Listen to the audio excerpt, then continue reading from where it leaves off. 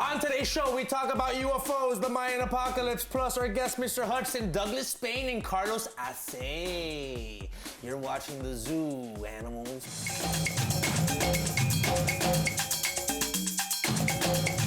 Check it. Ah, jazz hands. Jazz hands. Now this, look, this. Try this. It's like a Point workout. at yourself. Point at yourself. I didn't know you were such an amazing dancer. No, don't do it. Bro, I can just... Lifetime movie. You should be on So You Think You Could Dance. I think You I should run your own Zumba Get a little class. closer. I will. I don't know why I'm so far away Like, from this you is how, guys. look, I'm just watching popping and locking. Come on. Right here. Oh, God, who farted? Sorry, that was a queef, sorry. So how are you? I'm doing pretty good, man. How you doing? How's I like that life? shirt. Oh, Like you the do? skull in the middle. Thank you. It's a little edgy. Keeping it a I little like satanic. it. Yeah, I like the don't satanic stuff. It's like, I'm gay, but don't mess with me. You know what? I like that. Yeah, that's pretty cool. Most of my shirts say the same thing. Nah, they don't. I thought that was a good joke. Tell me that wasn't a good joke. That was good. I'll give it to you. We're not speaking about satanic stuff, but we are speaking about UFOs on today's Big Deal. All right, let's try that one more time. I miss it every time. We're I not know, talking. me too. That's fine. You know what, Eddie? Keep that in. Ready? 1, 2, 3. That's today's UFOs. Is today's Big Deal. Do you guys believe in aliens? I do. Of course. Yeah. Hello, I saw the movie Signs, right? It was Signs. Oh, that was a good one. Yeah, and I'm forever gonna have water bottles everywhere just because of that. Yeah. Are you kidding me? Hello. This isn't a water. you I just wanted to kidding hold me? something. Hold on. Oh, can we? Honestly- I have a little dry mouth. No, go ahead. Right now. Okay. All right, so no, wait, go ahead, Nikki. You were gonna say I was something? just gonna say, you know, I've always been fascinated by aliens because I've always wanted to get probed. But I think that, you know, I would love to be abducted. I would be honored. Yeah, but I don't think you want to be abducted by aliens. You want to be abducted by aliens. What There's is- a difference, right? Yeah. Really? The second ones can dance, I'm assuming. Yeah. The way you said it, there was a little. Yeah, the second one, I don't know. That joke is dated. I shouldn't even make it anymore. Look, this is what happened. Recently, the Navy, straight up, this is not conspiracy theory, this is conspiracy fact. Okay. The Navy released classified documents that acknowledges that they have seen unidentified flying objects that they cannot account for, and it includes 2 videos, one of which has been viral. We've all seen it. It's this little tic-tac that moves around. You know, we can't explain, like, nothing that we make moves around that way. And the Navy, it says this is not CGI, it's not a hoax, that's an actual video that we caught. So they're not saying that they're aliens, but they're admitting we can't explain this. What this is. And this could be from another. Do you think they're trying to prepare us because there are aliens and it's already coming out and it's like, okay, we gotta slowly just start admitting that there's. Things are already falling apart. Now I have to think about aliens. But I think it's a good. But don't you think it's a good thing? I mean, how is it a good thing if you don't even know how to protect If yourself? they wanted to take us over, they would have taken us over. I think that they're friendly. but if there's some explosion, at first it was like North Korea. Now I have to be like, oh no, it's aliens from another realm. Well, but you know what the conspiracy theory is? No. Is that the Illuminati or the people that are in charge or the people that control the world, the military-industrial complex, that the false flag of the 21st century that brings us like together for war is gonna be, oh, we're getting an alien invasion. We're getting like, you know, UFOs are attacking us. So everybody, come on, let's go. We're gonna fight a war. And, you know, it's like that's how it's gonna bring global unity. But isn't that a good thing? Maybe, I don't know. Here's the thing. They say there's good aliens and bad aliens. It's not just one race. Do they really know that? Do they also think that there's aliens in the ocean? And that's like mermaids? That's where the ships come That's out. what mermaids are? They don't look like Ariel. Well, that's not what I saw. She always wanted to be Mexican Ariel. She's like, well, why does she have orange hair? She's in black hair, like pitch black hair. Tell me about the aliens and the UFOs. Have you ever seen a UFO? I know, but I mean, I'm constantly like stargazing, and I Right. catch things, and I'm kind of like, what is that? Why do I feel that you like sometimes stargaze in the middle of the day or indoors? Like you're the type Do that you you're like, think no, I'm I'm that stargazing. ditzy? Do you think I'm stupid or I something? think that you're a brunette on the outside. Or maybe and he a means you blonde have a on the inside. telescope. I have a Maybe he sunroof, thinks and you have a I'm looking really telescope. far I give you into the it. same. No, one time I actually saw her looking out what she thought was a telescope, but it was a microscope. They just gave her a little microscope and she's looking up in the sky and she's wondering why she can see anything. What, you're stalking me? I'm nervous. This is called- I don't want to Tell deal me with about- aliens. I'm scared. I'm not in the physical shape to fight an alien. I need to do more You're right. sit-ups. No, who knows? And stop eating at, Del Taco. What if on the alien world, this is perfection right here? I mean, then sign me up. Then I think that we should have invited them sooner. Maybe I'll fall in love. Suppose I start hooking up with an alien. Oh Lord. Well, you know what they Alien see? They see baby. that they're like, there's one like this reptilian, but for the most part, they're humanoid. So like you can kind of like get with it. You know what I'm saying? Like, You know so much about this. I do. Are you an alien? Why don't you know more about aliens? Oye, este hombre sí se parece como uno a veces. Sí, ¿qué tú estás diciendo? ¿Qué tú estás diciendo? ¿Por qué tú estás diciendo ¿Por qué esto? tú estás? I don't. Okay, what fascinates you about UFOs? See how I put you on the spot with these tough questions? Wait, no, it's not that. It's just like, it doesn't. I don't really care for it. Like, I don't know. Maybe I should care a little Do bit you more believe about in? it. Do you believe I that believe there's something more Why? out there. Just because we're such a big galaxy. Like, are you kidding What are me? your thoughts on Area 51? I believe that is true. Yeah. For sure. So then it was them that took everything out. Ever since then, that's where it all came out, right? After God, that- you're right. The fake storming of Area 51, whatever happened or didn't happen, that still happened be right before these people declassified the thing. So maybe they were like, look, people are going to start running through here. People are going to start, discovering stuff. So we might as well put out the classified documents that say that there's UFOs. Yeah, I mean, I think in some ways, I think that you're right. I think that the more that like the information starts to trickle down, I'll be less shocked to the general public. Because if the public isn't prepared, we're gonna kill each other faster than we will naturally. Have either of you guys ever seen a shooting star? Yes. Multiple In the times. mirror. I literally saw it this morning. Yeah. Go on. Saw it in the green room. That's so funny. You've seen the shooting star, but there's light pollution.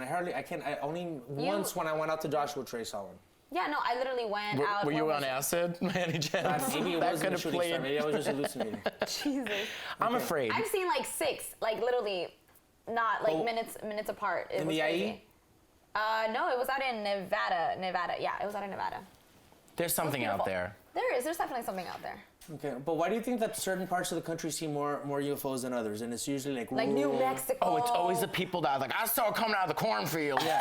It's never anybody in like a major city. It's always Not somebody in like. LA. Like, But okay. what Yeah. if UFOs are passing? Because I was talking about the shooting star thing. Because we don't see it because of light pollution. When you're in the middle of the city. So maybe there's UFOs flying all over the place, but the big cities never see it because of the light pollution. Duh. And people in rural places, they don't have the light pollution. They can see more, and that's why they see the UFOs flying around more. Could be, but I don't know. Not because of the moonshine. It's always somebody on a farm. Every time I see anybody that sees a UFO, it's never anybody. It was like, oh, I was Well, I mean, if looking you at. pay attention to movies and TV shows and everything, it's Right. always in a It's always like, farm. It's I was some milking the random cow farm. and looked up. Yeah. Okay, listen. There's more like kooky, new agey stuff on the next segment because I talk about the Mayan Great. Apocalypse, and then afterwards we're gonna get fit, we're gonna learn, we're gonna get motivated with Oh, Mr. good, Hudson. because ready. I need All to- happening right here on the Zoo.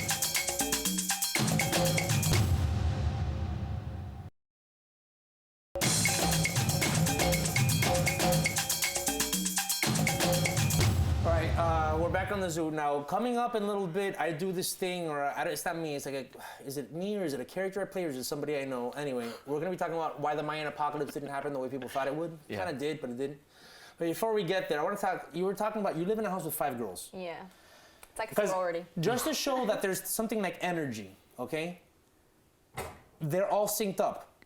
Right. And All know their what I mean? cycles are synced up just because they live with each other. Yeah. Isn't that crazy? Yeah, I I'm gonna didn't go there and be the sixth Just one on the because cycle. girls live in the same house, they get synced up their cycles. What kind of communication is happening? Because I don't know. My ovaries are like, hey, it's your turn. I don't know. I'm going first, and then the other one goes, I'm going tomorrow, and then I'll take tomorrow night, and then And we finish too, so like I'll get Is it the same girl that's always the last? No. Everybody switches off. Every cycle is different. It's like a baton. Like this month is your first. It's your turn. But they literally last, like, I have a short cycle, right? So it's like 3 or 4 days. When I'm finishing, the girl, whoever's next, is like starting and you start cramping and then she finishes and then the next person. Literally, it's just like a domino effect. It just goes like that. Okay, but this is the scary and gossipy part in the house. When one of them gets a little late, it's like, what was their real name? It's It's like, where were you sleeping last month? Yeah, what do you mean? What have you been up to? It happens. It does happen. I mean, I'm not saying in my household, but with girlfriends, like I could be hanging out with somebody and we don't live together. Is it all Mexican girls in your house? No, we're actually mixed. Yeah. Okay, so it's just wow, man. Yeah. See, what I'm fascinated This by. could bring the world together. Let's just bring all wanna races of study. women, put them in In one place, Gabby's and house. everybody's synchronized. In Gabby's house. Yes. And whoever Everyone didn't go to get Gabby's it, house and and y'all get synchronized. whoever didn't get it, we already know why. I mean, the periods are fascinating, but I can only imagine the amount of hair on the walls of the shower.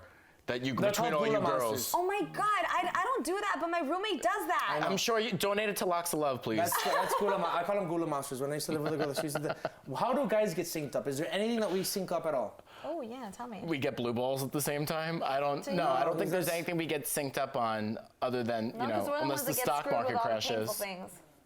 That's what my mom used to say. Oh, God. I don't know. Do guys get hooked up on anything? You guys don't get anything monthly, huh? Nothing. No. Just hemorrhoids. No. No, I'm just kidding. Just kidding. Well, that's something we're gonna fix. I don't think that. No, there's no. We next don't have any segment. cycles. Maybe men. That's why men You aren't guys in touch to the aren't moon. connected. That's why I started getting But on men New are Agey nuts. to connect. Yeah. So men mentally spiral together, I'm sure. Yeah. But that's why I got New Agey because I knew I needed to be connected to the moon. And you know what? The more I get connected to the moon, the more I get connected to my feminine side, the more that I can understand women. Except Really? you. I have no idea where you came from. I don't understand you at all. As you should be. Good. You should Okay, not. now we're gonna talk about the Mayan Apocalypse coming up right here. This week marks the 7th anniversary of when the Mayans lied to me about the world finally coming to an end. The irresponsible financial and relational decisions I made during the days leading up to the alleged Mayan apocalypse of 2012 still haunt my life to this day, and my credit score. Although most may not have believed that on that fateful day of December 21st, 2012, an asteroid would collide with our planet, or that Earth's magnetic poles would reverse, or that as a Cuban Dalai Lama of sorts, I would take over human civilization as we know it. A lot of people still thought that something might happen that day. After all, weren't the Mayans known for their astronomical and mathematical knowledge? Surely they wouldn't have made such a big deal about 2012 if it meant absolutely nothing. So tell me, what do you know about the Mayan apocalypse of 2012?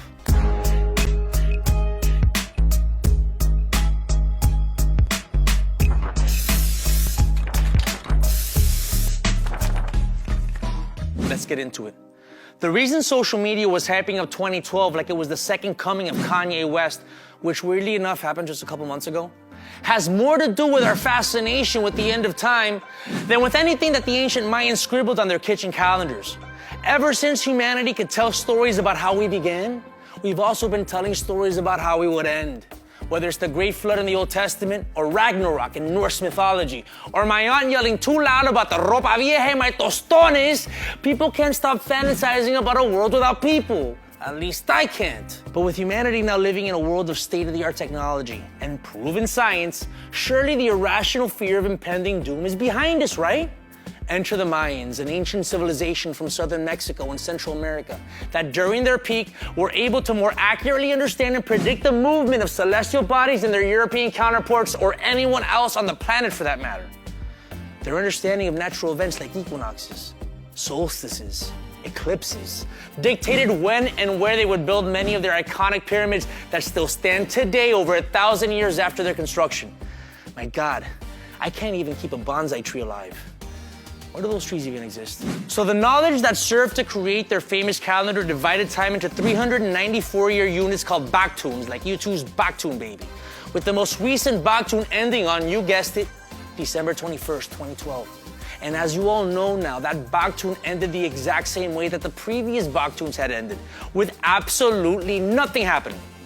Turns out, the only reason some interpreted the ending of this 13 Baktun cycle was apocalyptic was because according to Mayan creation myths, their gods had already created 3 failed worlds, each one of them lasting for a period of 13 Baktuns, or roughly 5,125 years, before they would destroy that world and try again by creating a new one. According to this myth, the world that the Mayans and our current population live in is the 4th Baktun. That's right. And if history was to repeat itself, then the gods would come destroy this world at the end of the 13th Baktun and start again with the 5th. Modern understanding of when this planet was formed, which is believed to be 4.5 billion years ago, or 6,000 if you were homeschooled in Tennessee, should have been enough to dissuade anyone from believing our days were numbered in 2012. But hey, you can always keep your eyes open for the next 13 Baktun cycle to end, which should be happening in the year 7137. That is, if global warming hasn't killed us all by then. Or Ted Sarandos. I'm on to you, Ted. When we come back, we're gonna find some motivation with Dion Hudson. It's all happening right here on the zoo.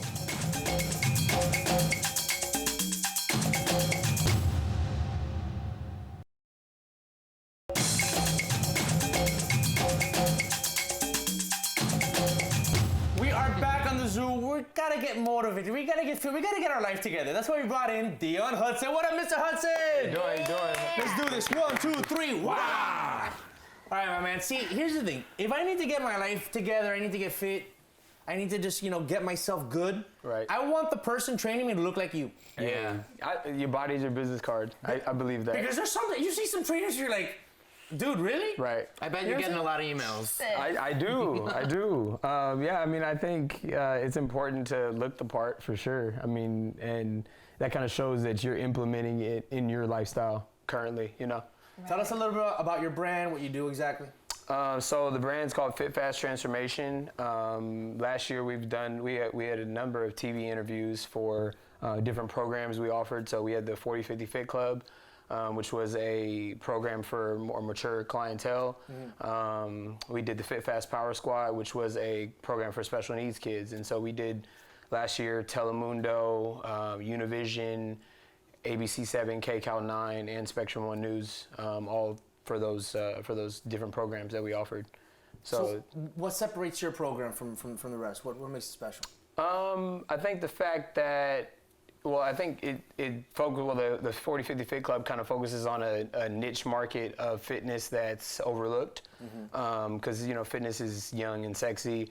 We don't really focus on the more mature clientele that still are looking to get in shape and transform their body.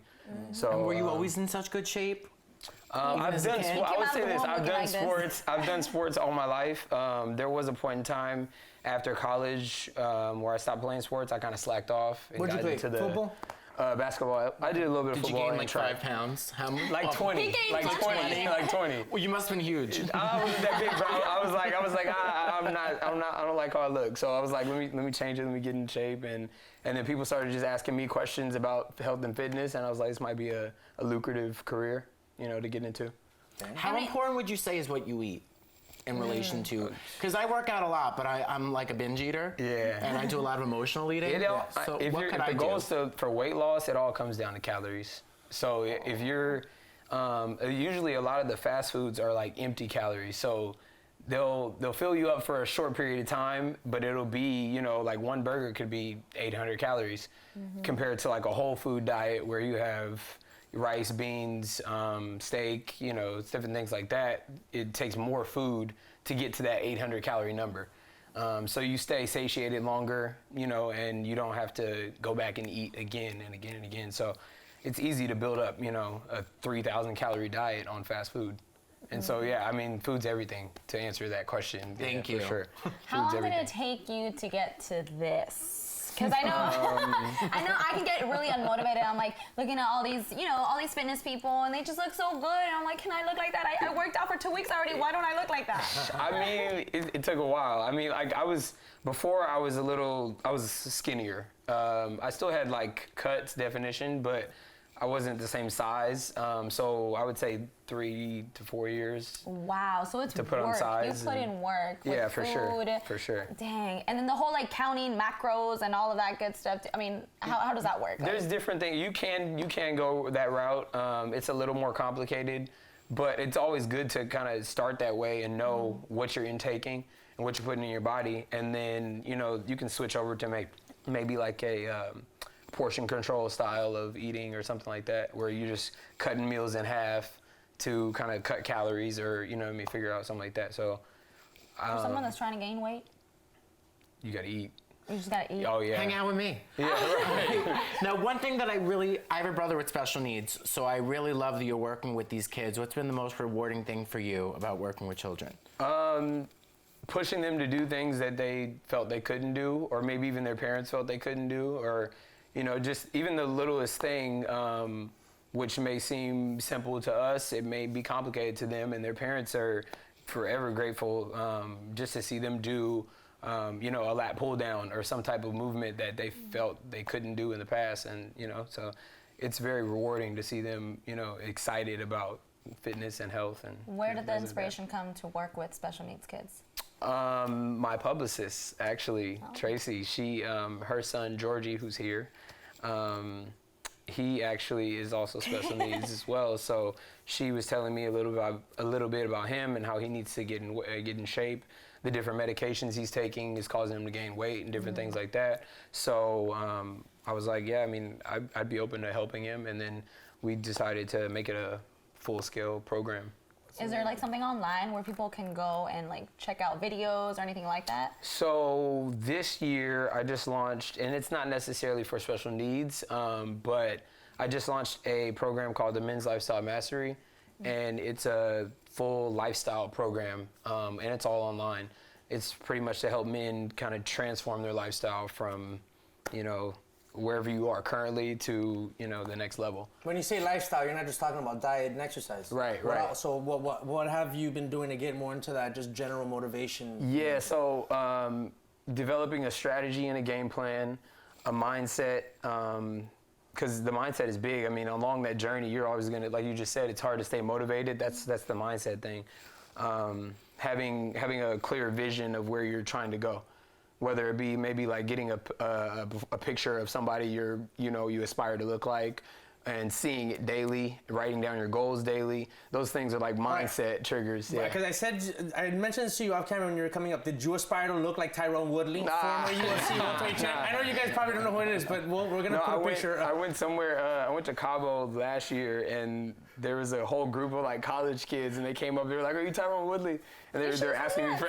He looks exactly like him. Dude, if you guys saw each other in the airport, you guys would be like, "Oh, what's up?" You're talking about helping men get their life together. Now, my lady co-host over here, she needs to get her life together too. Are you maybe coming out or teaming up with a female to do like the female version of getting her life together? Yeah, I mean, I could definitely. I'd be interested in doing that. Like maybe putting out videos. Good news. She can take the same. Whatever works for me is gonna work for her. Sure. My life's a mess.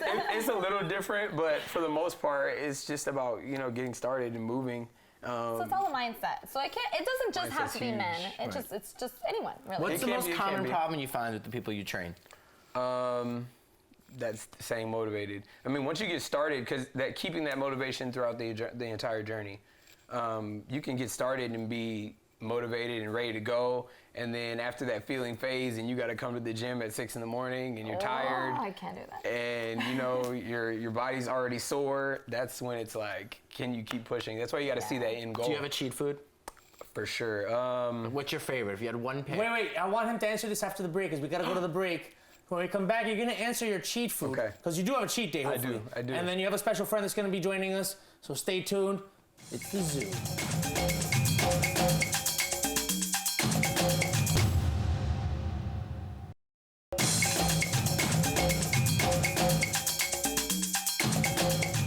We are back on the Zoo, and there's more with Dion Hudson. And before he introduces his friend, tell us what the cheat food is. Pazuki from BJ's. Fire. Didn't see that coming. Okay, that was, I don't even know what that is, but we'll talk about it afterwards. And introduce us to your friend here, who I actually know who she is from back in the day, because I worked with the LA Sparks once. Go for it. Tracy Hawkins. This is my publicist. She's helped me tremendously throughout this last year. Awesome. Yes. All right, now we get to do the wah on special request. 1, 2, 3, wah! All right. So how did the two of you come together, and what kind of value is he adding to your life over here? Oh my goodness, he has been a lifesaver for me. My father recently passed away, the late great Tommy Hawkins. Right. Played for the Lakers for many years and was a communications director at Dodger Stadium. Is that why you were involved in communications for the LA Sparks or the WNBA? Actually, no, I'm a former Soul Train dancer. Soul Train dancer, that's what it was. No, got some moves now, got some moves. You dealt with the Sparks dancers then? I was actually their director of entertainment right, okay. for the old school crew, Yes. which is the fabulous and over 40 dance team Right, for the okay, WNBA. perfect. It's coming back. You have the most soothing voice I've ever heard. It's like butter. Exactly. It really is. Thank you so much. You're welcome. I'm a professional massage therapist. I work with the injured, the sick, and the dying. Oh, wow. And I have a nonprofit organization where I work with kids like my son, Georgie, that has autism and intellectual disability disorder. So tone of voice and mannerisms are very, very important. So that's what you hear. I need to learn I love it. that. I need to Do learn. you We all have need to classes learn that. I for think that she needs to come over here and teach the Zoo how to like chill out. And so what did you start taking from Dion's practice and motivation and using it for yourself and your son? Actually, I went looking for someone to help me because I was extremely distraught after my dad passed away. He was my heart and soul. And we didn't even know that heart disease was a part of our family's history. I mean, we're talking about a physical fitness health nut. I mean, he was up in the morning doing jumping jacks, eating his Wheaties, and, you know, taking the dog on walks. And, you know, one day he just got up to go to the bathroom and he dropped dead. So the whole Hawkins family went into panic mode because we were like, oh my God, you know, we've got to get it together. Because we all like to eat. We love that down home cooking, you know how that is, that good stuff. And it just, you know, if this happened to my father, then we were afraid about what was going to happen to us. And I was like, I have a life to lead. I have children I need to raise. I need to get some help. So I heard on Instagram about a fitness gym in Rancho Cucamonga called Self-Made. So here I am, get this. I'm going to get a patty melt, right? At Farmers right next door. And I'm like, oh, you know, I'm sitting there eating my patty melt, eating my fries. And I see all these people going to this really cool gym.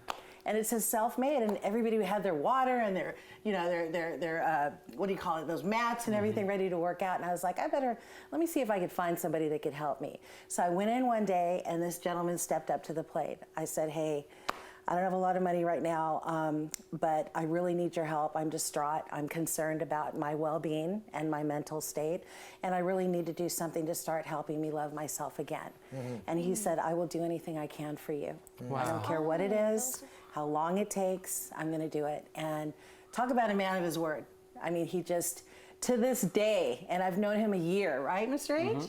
It's been a year. And he sticks with me through my ins and outs because I'm a procrastinator. I love to eat. If you have another patty melt, you have to tell him. Oh yeah, well, he knows. He could look at me. And he's like, "What'd you eat?" No, I just try to keep track of. I keep track of her diet and make sure she's staying on point. And it's tough because I have back pain. You know, I have back pain. I'm 57 years old. I mean, don't get me wrong. You look amazing. I still got it going on. Okay. Yes, you do. Yes, you do, honey. Yeah. Thank you, but you know, you still have to keep it. You have to keep it going. You got to be heart healthy. So I'm really proud to be a part of what he presents to the community. And I told him, I said, hey, Mr. H, we're on to something here. You know, we, the older generation, are the forgotten demographic.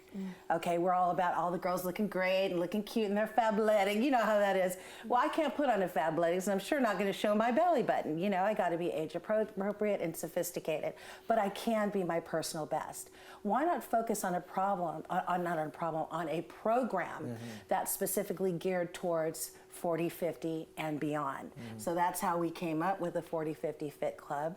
And then, of course, we talked about my son who's on Prozac, Abilify, all these medications for children with special needs. It actually makes them gain an exorbitant amount of weight. That's one of the main side effects. Wow. One of them. So Georgie has gained about 67 pounds and has, you know, his heart's palpitated. So I was like, oh, Mr. Hudson, can you help me with my son? Let's put a program together. And so that's how the Fit Fast Power Squad was born. So other special needs kids at my son's high school have joined. Wow. And every Saturday, Mr. Hudson donates his time, 1 hour, for the families and the kids that have special needs from Down syndrome, all different types of disabilities. It's not just autism. And that's the wonderful thing, because he doesn't get paid, but because it's not about that for him. If he's able to give with his heart, he knows that he's doing something that is uplifting for the community. And enriching their lives. Yeah. And you know what's so cool, because you had asked him about, you know, what is the effect on the children? And these kids, it boosts their self-esteem, because normally at school, nobody pays attention to them. They sit in a corner because they can't throw a ball a certain way or they can't fit in with the kids. So Mr. Hudson's like, you can do it. I know you can do it. I believe in you. And he's hands-on. He's up in their face. He gives them that boost and makes them feel so good about themselves where they could stand up a little straighter. I see Georgie like, Mom, I feel good. Mr. H is on point. Oh, that's amazing. Dion, what did you think when Tracy first came into your life? What did you foresee all these things kind of like turning into another thing and another thing? And we were just talking about that backstage, but she offered her services to help me, and you know, we do an exchange pretty much, and I felt like just one TV interview would be enough, or you know, her marketing me, you know, for my brand would be enough, but it kind of took off, and developed a life of its own or took on a life of its own. That's amazing. I'm inspired and motivated just seeing this and hearing about it, and you know, like you said, especially like what you're doing for these communities, disabled people and older people and stuff like that. You're right. It's not fitness and motivation is not just for the 25-year-old. It's for everybody, and you guys are really hitting that home. And I gotta say this before we go. You have the best beard that's ever been on the Zoom. Hey, And you have the best voice that's ever been on the Zoom. Guys, thank you for coming. I'll come back and then we'll do a little routine, right? Okay. Okay, guys, stay with us because after the break, we're going to be hanging out with Carlos Asse, and later on is Douglas Spain. Keep it locked on the Zoo.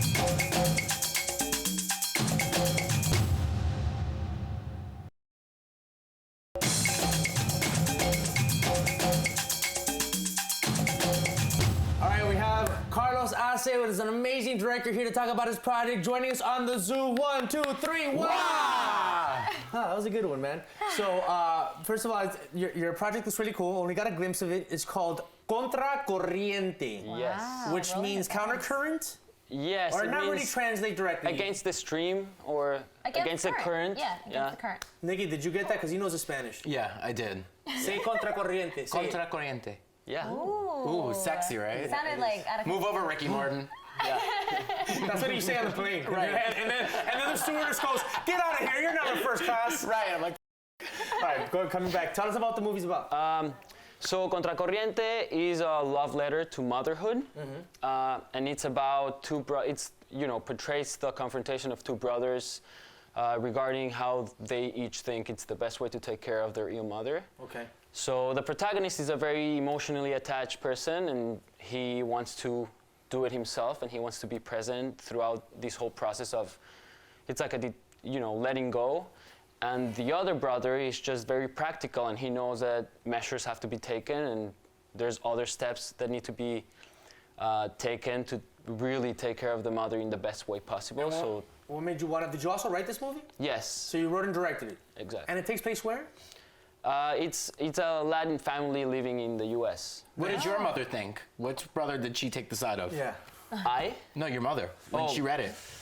My mom has this, I don't know, I think the movie portrays my family in a way, like my sister Wait, and this I. movie portrays your family? not- Inspired by? It is inspired by, like Okay. loosely inspired by my sister and my personality. My sister's a doctor, and she's very practical, and I'm emotionally attached to everything and everyone, so As a I writer should think that was very obvious to the Wait, people as that a really what know should me. be? As a writer should be. Okay. Right. Very attached. You have to be emotional as a writer. Yeah, There needs to be so tears on But the he paper. says he's emotionally attached to everything. Well, as a writer, as a director, you just in the Not arts, just his you project. get- I think that he's emotionally attached to to everything in you his guys life. too, I'm There so you go. Yes, that's what we're waiting for.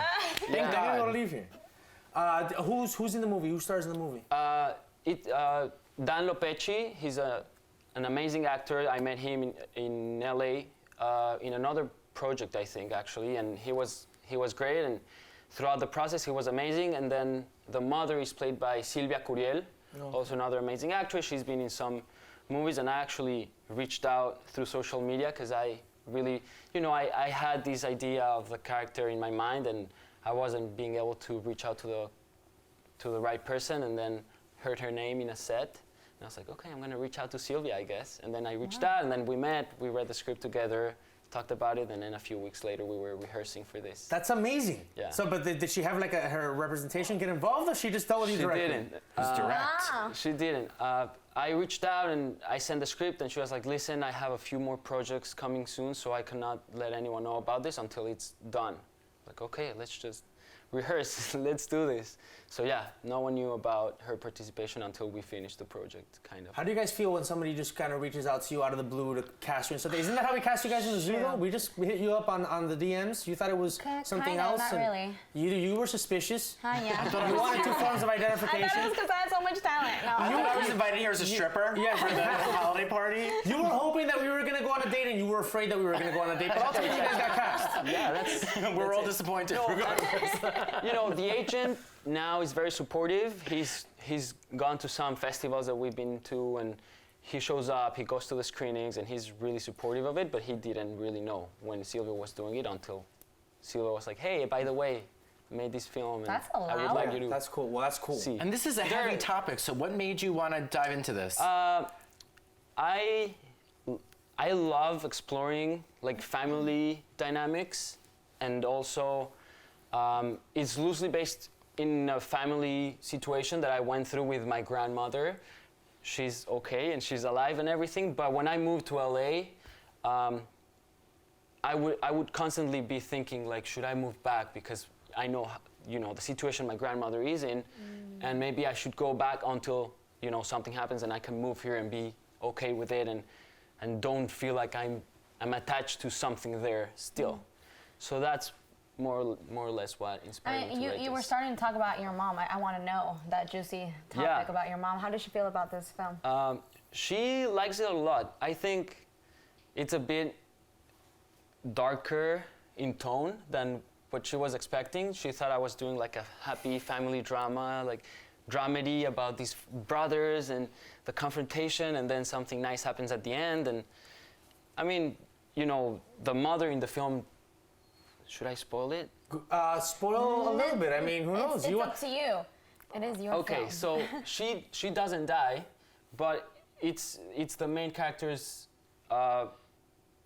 detaching of what he wants, which is basically take care of her by himself, like be very involved in the process of knowing and letting go. And I think my mom was not expecting that. My mom was expecting something more hopeful and happy and nice. I like that it's dark though. Yeah. It's brooding, it's mysterious. There's a little my bit mom of grit likes it. to My it. mom likes I like it. Yeah. Now, you're very multi-talented. You used to be a gymnast. Gymnast. I used to, yeah. And you're in great shape. You competed internationally. I used to be in great shape, yeah. You're still in great shape. Come on. So what was your best event? The high bar was my favorite, and it was luckily the best one for me. But you're pretty tall for a gymnast, no? There's a Aren't high really? percentage Well, no, There's- but most gymnasts yeah. are a little shorter on the shorter really? The side. shorter you are, the more favored you get. Yeah. And you like- don't plan on doing anything with, like, I don't know, movie one day Yes. based on your life, a gymnast? I don't know. Yes, I'm actually writing a feature, loosely based on gymnastics. It's a coming of age of this kid, and it's more or less based on my experiences when I was a young kid doing gymnastics every day of the week. I Well, bet I mean, it if taught you- you great discipline for your film career. Yes, 100%. I always say that definitely made me who I am, and all this work ethic and responsibility and courage and passion comes from there for sure. That's amazing, man. Now, is this your first? Is this your first? Is it a feature film? Yes, that's a feature. And where can people catch this movie? Oh, Contracorriente. Yeah. Contracorriente is a short.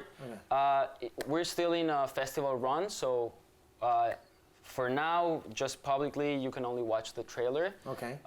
If you go to YouTube, Contracorriente trailer, you'll find it, or my website, carlosasse.com, Awesome. you'll see it there too. So do you have any Instagram handles that maybe people can also go to? Yeah, my Instagram is at Carlos Asse. Carlos A-S-S-E. That's Emphasis Simple. on the E on the end. Yeah, right. I already had that moment with him in the hallway. Carlos Carlos, thank you very much for being here, Thank man. you, guys. Looking Thanks forward for having me. to watching the short film and your next big feature that's going to come out, Thank I'm you. sure. Thanks for having All me. right, when we come back after the break, we're going to hang out with actor-producer Douglas Spain.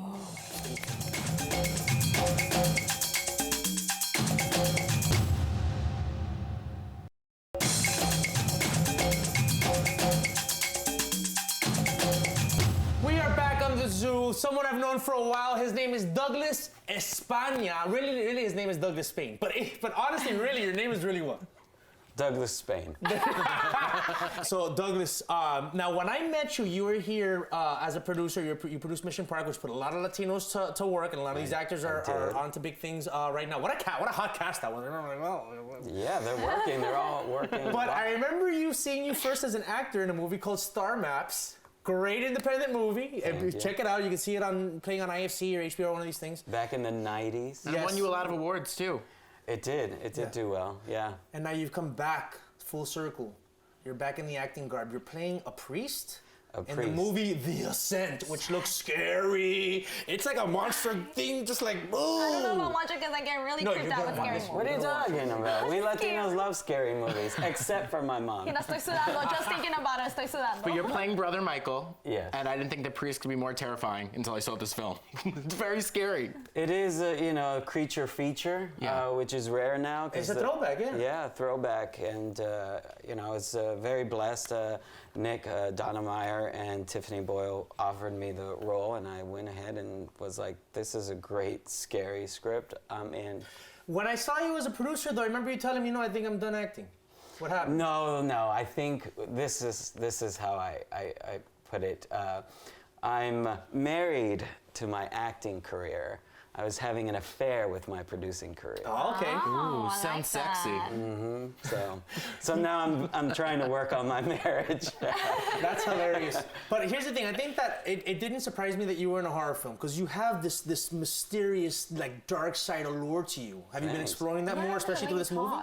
This is definitely something I was very excited about. I've done one other horror film where I also played a priest, and this one I was like, wow, The Exorcist is one of my favorite films. To me, that's the best horror movie of all time. I agree, and I got to work with William Friedkin. He directed me in 12 Angry Men. Wow. So to have my own Exorcist-style film is exciting to me. So Explain what the movie's about.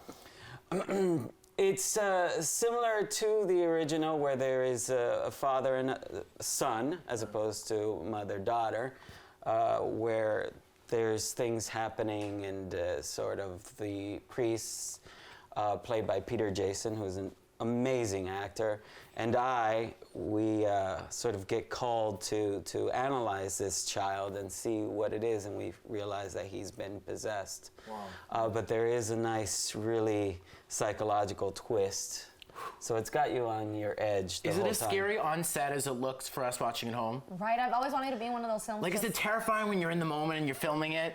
The house that we filmed in was very creepy. It was kind of run down, and it was a craftsman house, which is the same kind of house that I grew up in with at my father's house, and so I heard they're more it's easily dark wood, creepy floors.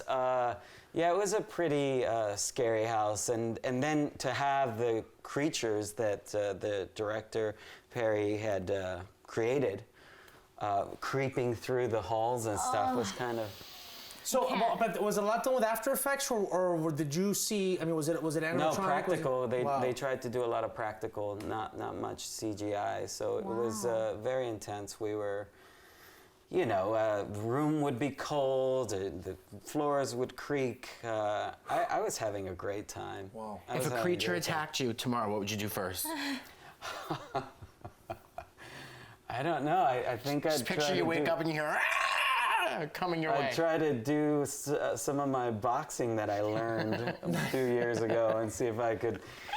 I don't know. When I was a kid, I was very afraid of the closet, where you're just like, I was always under the covers, like, there's nothing there, there's nothing there. And Sometimes even doesn't go these away. days, when I'm walking to like the bathroom, my hallway goes out into a living room. If it's pitch dark, I don't want to look into the dark because I feel that I'll see something. Even if something's not there, I feel like I'll see I something. mean, are you one of those people that you have to have the closet closed when you go to sleep? Yes. I Yes, can't yeah, have it same. open. I have to have the restroom door open. I mean, closed as well, because I just can't. I just feel like I'm seeing everything. the shadows of things, always creep me out. Like. And it's because movies like this, man. Oh my God! Wait, just hold on. You just said something. That's a great title. The Shadows of Things. The shadows. I got that. He said it, but I got that. That's gonna be a script I'm gonna write. The Shadows of Things. But it should be titled by Douglas Spain. By Humberto Guida. And then you write. How about do this? The Shadows of Things by Douglas Spain by Humberto Guida. You're in the Sounds title. good. The title is The Shadows of Things by Douglas Spain. Not that you're getting the credit. It's part of the title. Yeah, I like it. 2020 goals. 2020. Where can we It's see happening The in Ascent? And 2020. when can we The see Ascent is everywhere now. It started out on iTunes and it did really well. It got to top 5 Wow. on their list next to It, the sequel. So we did really well, and top horror, top indie. We got up there, so now it's on Amazon Prime and Vudu and all those places. It should be on Voodoo. It should be. Because Voodoo sounds like dark. It's on and- brand. Sounds scary. So wait a minute. What's, okay, but The I'm gonna sound, Ascent I'm on gonna sound Voodoo. stupid right now. What is voodoo? Is Yeah. that- yeah, what is It's like a voodoo? streaming. It's Really? like, but I've it's never like heard of it. It's Walmart's Oh, streaming. really? okay. Is, this, I didn't know is it that. new?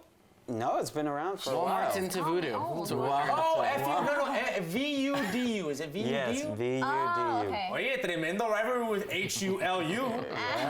Hulu, Voodoo. Pero you think, did Hulu go, the U thing that you're doing? The you thing, yeah. No, so it's everywhere, and I'm very grateful. But I'm still producing. Okay. Good. You know. Anything going so- on this year? Yes, I'm working with Michael Campa, who was the director of a Christmas movie I had on Netflix in December, and we're doing another suspense thriller.